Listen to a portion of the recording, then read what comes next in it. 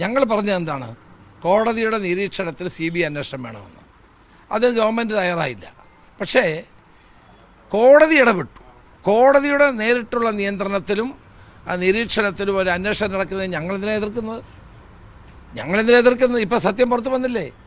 CPMൻ്റെ ഉന്നതരായ നേതാക്കന്മാർ ജയിലിൽ ഉണ്ട തിന്നുകയാണ്. ജയിലിൽ കിടന്ന് ഉണ്ട തിന്നുകയാണ്. കൈവലം അണിയിച്ചു കൊണ്ടുപോവുകയാണ്.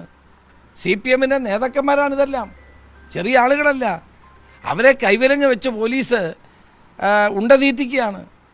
ഇനിയും വരും. ഇനിയും മന്ത്രിമാരടക്കമുള്ളവർ ജയിലിൽ പോകേണ്ടി വരും. ഒരു സംശയവും വേണ്ട കാര്യത്തിൽ. സ്വർണം കൊള്ള നടത്തിയ ആളുകളാണിവർ. കൊള്ളക്കാരാണിവർ. 30.8 കിലോഗ്രാം സ്വർണമാണ് അവിടെ നിന്ന് അടിച്ചു കൊണ്ടുപോയത്. അതിന് മറുപടി പറയണ്ടേ? അത് ജനങ്ങളോട് വിശദീകരിക്കണ്ടേ? അതെന്താ വിശദീകരിക്കാത്തത്? CPMൻ്റെ ചരിത്രത്തിലെ ഏറ്റവും വലിയ ഒരു അപജയമാണ് ഉണ്ടായിരിക്കുന്നത്.